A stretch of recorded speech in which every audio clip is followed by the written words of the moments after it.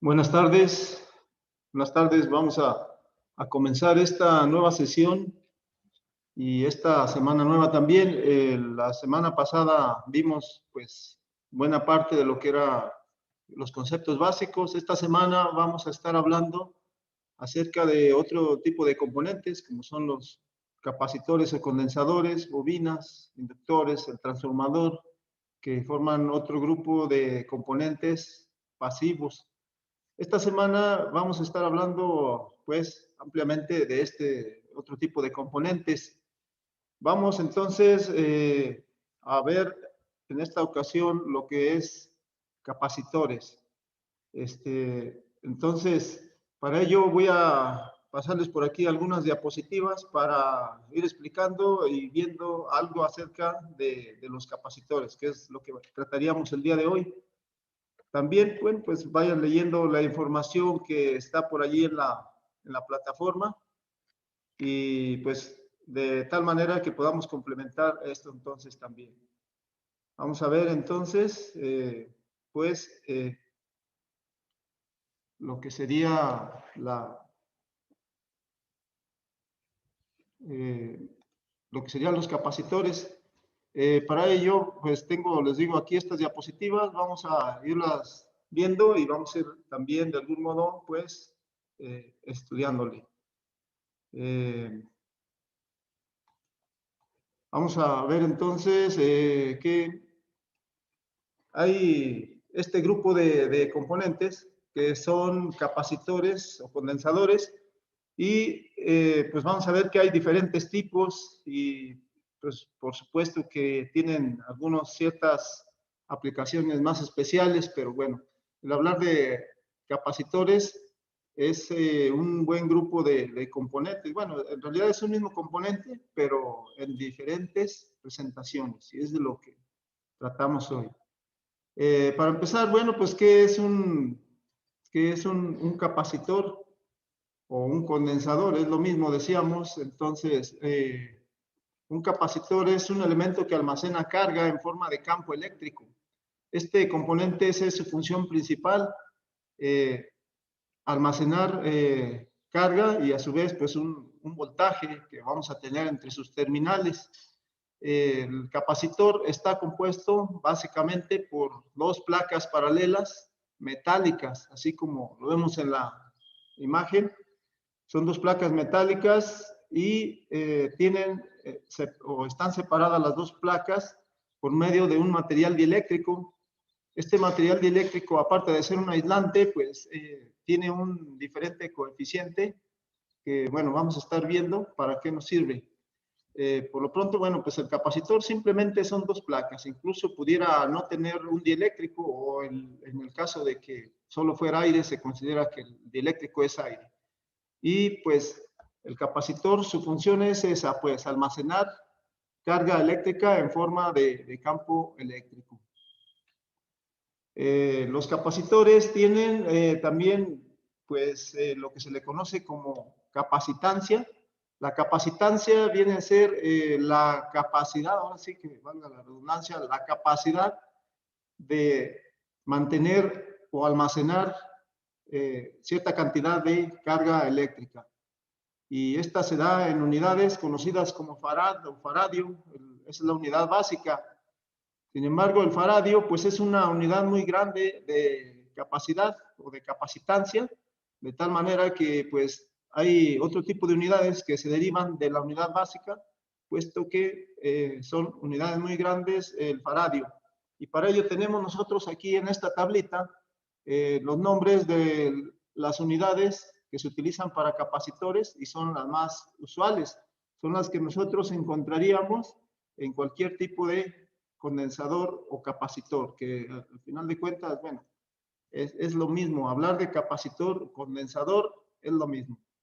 Y entonces tenemos aquí, si vemos las unidades, la básica es el faradio, tenemos una F mayúscula, esa sería su abreviatura, y pues tienen también estos una equivalencia. La unidad básica es el faradio, pero de allí, igual que como la vimos en las unidades de corriente eléctrica, bueno, pues también aquí hay milis, que significa que son milésimas del faradio, Y sin embargo, estas unidades también son muy grandes, las del faradio. Son una milésima del faradio, es el milifaradio, se le llama milifaradio. Y tenemos también lo que sería el microfaradio enseguida, que es una millonésima del faradio, y se utiliza esta letra griega que es como mu, o se le conoce así, perdón, mu, y la F mayúscula, que significa pues que son microfaradios. Tenemos también unidades más pequeñas todavía, que serían los nanofaradios. El nanofaradio es una millonésima del faradio, o sea, son unidades muy pequeñas. Eso quiere decir que el faradio se divide en mil millones de unidades, y entonces esa se le conoce como nanofaradios. Y por último tenemos también lo que son los picofaradios, que no son quizás muy comunes en capacitores electrolíticos, pero sí en capacitores, por ejemplo, como cerámicos, que son la mayoría, o también de poliéster, que bueno, pues esos son de acuerdo al material con el que se fabrica su dieléctrico, pues es como se clasifican. Entonces vamos a tener diferentes tipos de unidades, y estos son unidades de carga, o sea, de carga eléctrica, al final de cuentas. Es capacitancia o capacidad, también se le conoce, es la capacidad que tiene un condensador de almacenar carga eléctrica. Y depende del tipo de unidad, pues vamos a tener idea de cuánto es cada tipo de unidades de este tipo. Entonces tenemos también lo que serían los tipos de capacitores, que como les digo, estos pues se clasifican de acuerdo al dieléctrico que contienen. Como ya dijimos, el capacitor está básicamente diseñado o compuesto por dos placas paralelas metálicas, y entre ellas un material dieléctrico. Entonces, en el caso del capacitor electrolítico, significa que pues tiene un electrolito internamente. Bueno, realmente no es tanto un electrolito, pero sí es un papel humedecido con lo que vendría a ser óxido de aluminio o óxido de fierro. Y estos son pues los capacitores electrolíticos. Además de que, bueno, los electrolíticos son los que pueden tener mayor capacidad. Esto significa que son los que pueden almacenar más carga eléctrica. Y luego, pues tenemos también los capacitores de poliéster. Los de poliéster significa que, pues, su dieléctrico es poliéster. Solo que, bueno, pues la manera en que se construyen estos, pues es enrollando las placas y separadas por el dieléctrico, de tal manera que no ocupen mucho espacio y puedan fácilmente acomodarse en una tarjeta o en una placa electrónica. Tenemos también los capacitores cerámicos. Los cerámicos son los de menor capacidad, son muy utilizados en cualquier tarjeta o en cualquier placa electrónica, pero son los de menor capacidad, pero también algunos son de mucho voltaje. En cuanto a voltaje, sí soportan buena cantidad de voltaje. Sin embargo, pues estos también tienen muy baja capacidad. Tenemos también los de tantalio, que son capacitores que, pues, en un tamaño muy pequeño se puede tener una capacidad más grande, nada más que estos de tantalio son capacitores un poco más costosos que cualquiera de los otros. Así estos, pues, no son tan usuales, pero sí existen por ahí en algunas tarjetas, dependiendo del sistema electrónico del que se trate. Y estos son, pues, algunos de los capacitores que son comunes, porque de hecho hay otros, por ejemplo, el de Mylar, o el de mica, o el de papel, que no es otra cosa más que el material dieléctrico que utilizan. Entonces, son los tipos de capacitores más comunes que podemos encontrar en tarjetas electrónicas. Tenemos también, bueno, las características de los capacitores tienen que ver pues con pues lo que viene impreso normalmente. Normalmente esto viene impreso ahí pues en el cuerpo de cada uno de los capacitores, y lo que más nos va a interesar en un capacitor va a venir siendo lo que es precisamente la capacidad o capacitancia, y por otro lado el voltaje. Sin embargo, también tienen, y sobre todo los electrolíticos, también un valor de temperatura. Significa que también pues hay de diferentes valores. Por ejemplo, hay de 60, ya son poco usuales, 60 grados centígrados, es la temperatura máxima. Hay de 85 y por último, ahorita hay algunos que están saliendo, que son para 105 grados. Pero lo más importante en lo que debemos de fijarnos en un capacitor va a ser el valor, como es en el caso de este que tenemos aquí, que es un electrolítico y el cual pues tiene allí, se puede ver, 220 microfaradios. Aquí tenemos la letra griega mu, que precisamente es lo que decíamos, las abreviaturas aquí cuentan mucho, entonces significa que son 220 microfaradios. Y este soporta entonces un voltaje máximo de 25 voltios. Además de que la gran mayoría de los capacitores electrolíticos sí tienen una polaridad. La polaridad viene indicada aquí por medio de una franja casi siempre en uno de los costados que señala a lo que vendría siendo una de las patitas o de los alambres que sirven para conectarse o soldarse. Y pues obviamente la otra terminal sería el positivo. Estos cuando están nuevos, pues la terminal más grande es el positivo. Y cuando, bueno, la terminal más grande es el positivo y la terminal más pequeña el negativo. Pero cuando estos componentes pues están en alguna tarjeta electrónica y nosotros deseamos sustituir un componente de este tipo, bueno, pues debemos de observar el cuerpo que pues nos indica allí por medio de una franja o unas flechitas ahí cuál es la polaridad o cuál sería la terminal negativa y positiva de este componente. También existen estos otros capacitores que la verdad, bueno, pues este es uno del tipo cerámico y la manera de interpretar los valores también pues es especial porque aquí se hace algo, bueno, debido a que el cuerpo de un capacitor de este tipo es pues de dimensiones muy pequeñas, de medidas muy reducidas, pues no le imprimen los datos allí, por ejemplo, en cuanto a las unidades, pero todos estos, sus unidades por lo regular son en microfaradios, perdón, en picofaradios. Estos siempre se van a leer en picofaradios. Después vamos a ver cómo es la relación o la conversión entre unidades, porque, por ejemplo, aquí estamos viendo que este capacitor, si lo interpretamos, tenemos allí un 104, es lo único que se le ve.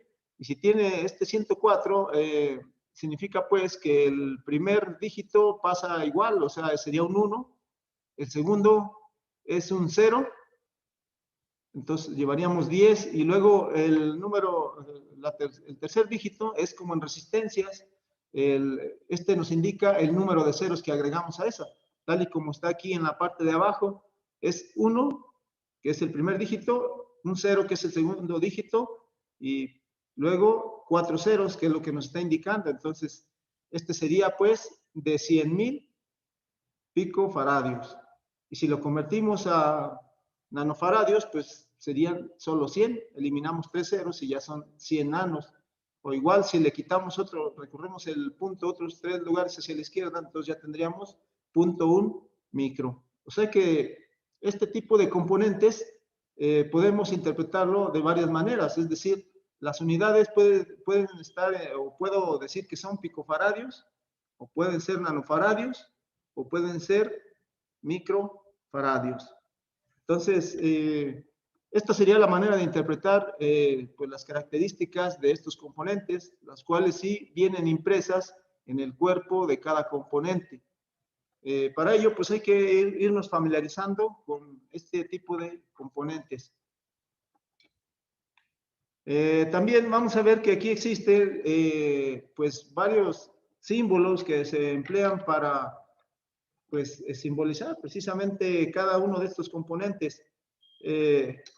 Estos son capacitores todos, estos símbolos, pero bueno, no hay exactamente así un solo símbolo que se utilice porque, por ejemplo, aquí yo tengo un condensador no polarizado que sería este. Son las dos placas paralelas que eso simboliza. Casi siempre Los símbolos que se utilizan como símbolos esquemáticos, más o menos el símbolo es referente a cómo está estructurado el componente. Para este caso son dos placas paralelas y como vemos este capacitor pues no tiene polaridad, es decir, no viene señalada una polaridad. Y luego tenemos este otro en medio que sería un condensador variable. También todos los componentes que tengan una flechita significa que el valor se puede ajustar, así como vimos en el caso de las resistencias variables como potenciómetros, que vimos como resistencia, que realmente es una resistencia variable. Bueno, aquí también existen capacitores que son variables y se puede ajustar entonces el valor de la capacidad. Y tenemos el condensador electrolítico, capacitor, condensador electrolítico, son todos los otros componentes. Como vemos, pues son tres tipos y todavía hay otro más en el que se señala la polaridad por medio de una curva, una línea del capacitor es plana y la otra es curva. Entonces, como vemos, existen diferentes tipos de símbolos y muchas de las veces representan al mismo capacitor, como aquí, el capacitor electrolítico. Entonces, pues nos vamos a ir familiarizando con la simbología que hay aquí también. El capacitor, para que se cargue, pues obviamente necesita de una fuente de alimentación, algo que le aplique un voltaje, una diferencia de potencial, para que éste pues quede cargado. Un capacitor se carga de una manera que no se carga instantáneamente, sino que empieza rápido y luego termina lento. Eso quiere decir que el capacitor se va cargando poco a poco y esa también vamos a ver más adelante que es una de las aplicaciones que se presta este componente para darle algunas aplicaciones como el filtrado. Entonces, pero más adelantito hablaríamos de lo que es el filtrado. Incluso a los mismos capacitores se les conoce muchas veces como filtros. Ya desde antemano les llaman filtros porque es su principal función. Bueno, aquí, como decíamos, para que se cargue un capacitor, necesitamos entonces siempre que exista una fuente de alimentación, como aquí la tenemos. Y el capacitor también se va a cargar siempre que nosotros le apliquemos corriente directa, le aplicamos un voltaje y este se queda cargado al desconectarlo. Ese voltaje o diferencia potencial que tenemos en el capacitor va a permanecer allí dependiendo principalmente de su capacidad y también, pues sobre todo también del voltaje que se le aplique. Entonces, esto es en corriente directa. Ahorita más adelante vamos a ver que también pues, puede trabajar con corriente alterna, nada más que allí el capacitor no se queda cargado, puesto que la misma polaridad de la corriente alterna hace que se cargue y luego que se descargue, es decir, no permanece cargado el capacitor. Mientras se le aplique corriente alterna, pues se carga y se descarga en el tiempo, pero no permanece cargado una vez que se desconecta la fuente de alimentación. Bueno, para que un capacitor se cargue, al aplicarle las dos terminales de de la batería o de la fuente de alimentación, por un lado, la terminal positiva,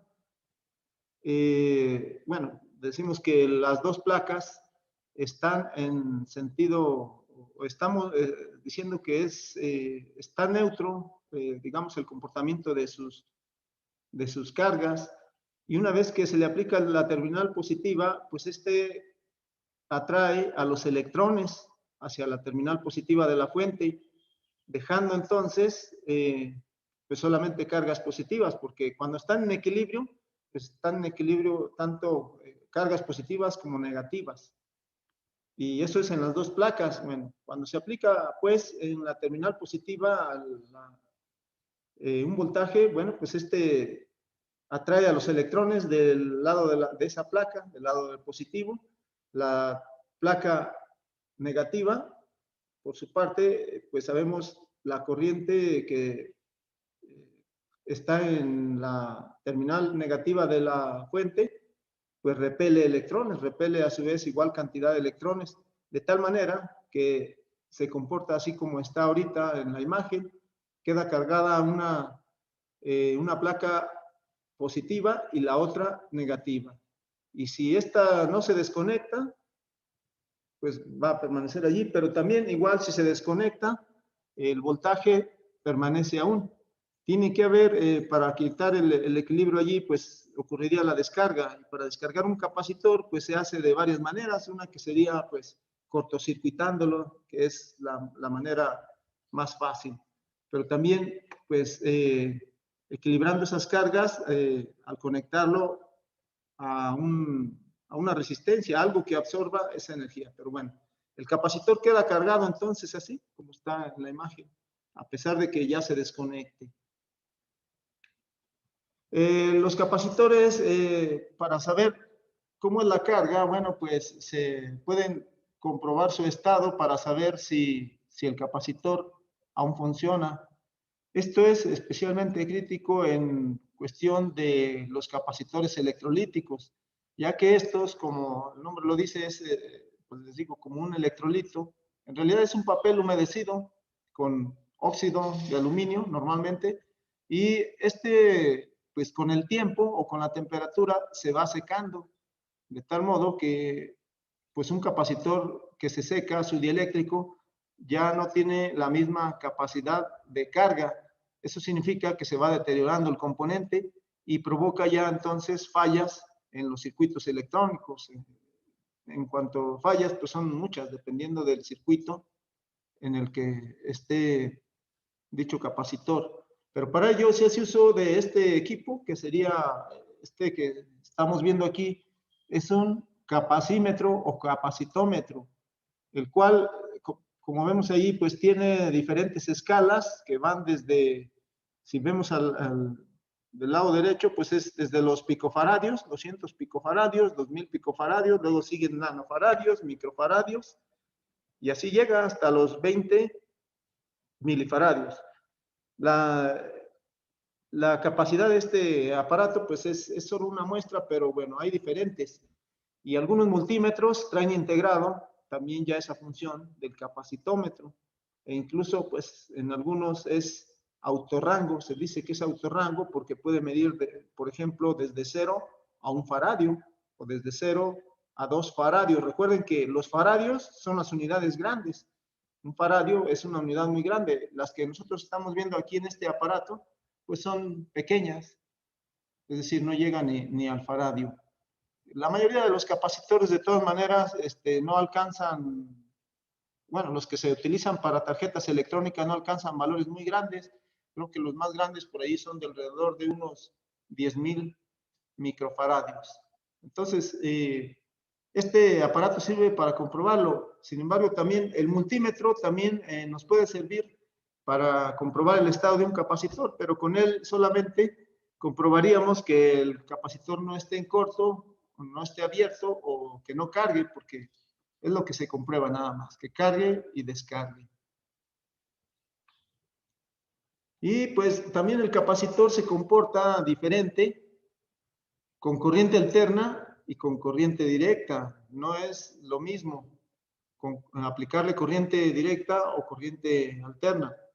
Les decía que con corriente directa es como lo explicamos allí, la terminal positiva atrae a los electrones del lado de esa placa y del otro lado la terminal negativa repele electrones, cargando pues también negativamente o dejando negativa esa placa. Y permanece allí, permanece cargado entonces las dos placas. Recuerden que nunca hay contacto eléctrico o no debe haber contacto eléctrico entre las dos placas, solo hay un dieléctrico que separa a estas dos placas.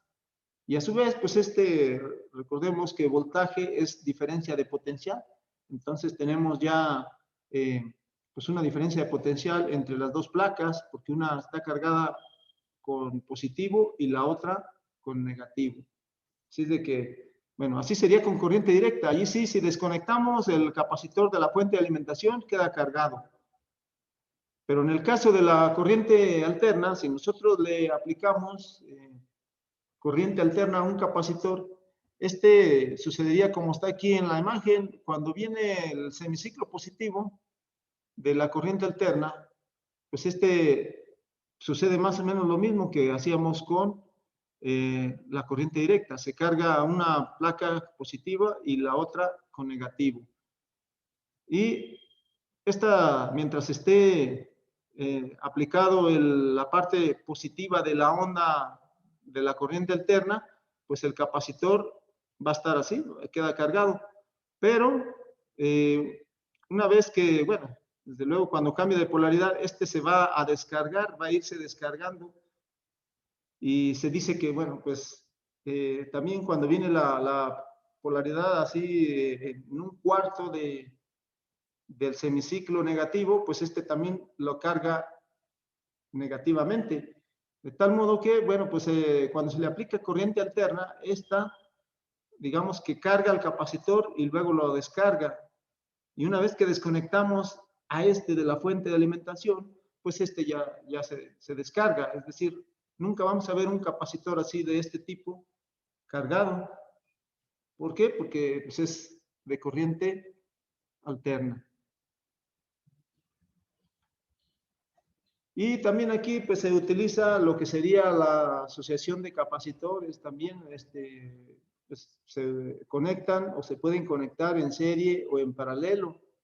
Cuando se conectan en serie, los capacitores nos sirven para ajustar también valores de capacidad, aunque no se utilizan mucho en los circuitos electrónicos en serie, se utilizan más en paralelo, ya que cuando se conectan estos en paralelo, la capacidad o el voltaje aumenta. Y cuando están en serie es al contrario, disminuye. Entonces no se trata tanto de disminuir la capacidad total de un conjunto de capacitores en serie. La idea es que pues mejor aumente. Entonces en algunos casos veríamos nosotros capacitores conectados en serie, muy poco, pero sí se utilizan. Sin embargo, pues como lo vamos a ver más comúnmente, va a ser cuando estos están conectados en paralelo. Y para calcularlo, pues la capacidad total es de una manera inversa a como se hacía con las resistencias, ya que cuando teníamos resistencias en serie, estas se sumaban los valores de cada una de ellas para obtener un valor más grande. Y cuando estaban en paralelo, se obtenía el valor, pero siempre iba a ser menor. Y aquí va a ser a la inversa. Cuando el capacitor está en serie, su valor disminuye. Aquí lo podemos ver en esta fórmula. O bien, cuando está en paralelo, su valor aumenta, ya que sería como si llenáramos varios tanques y lo hiciéramos uno solo. Es decir, toda la carga que pueden almacenar se conectarían en paralelo. De modo que, bueno, pues se tiene una capacidad mucho más grande. ¿Y qué es lo que se hace con los bancos de capacitores? Bueno, pues eso es lo que queríamos ver ahorita. Igual vamos a hacer unas demostraciones ahorita en la segunda parte para ver precisamente eso de la carga y descarga de capacitores. Pero bueno, regresando al inicio, decíamos pues, un capacitor, su función principal es la de almacenar carga eléctrica. Entonces, siempre estos componentes van a mantener un voltaje entre sus terminales.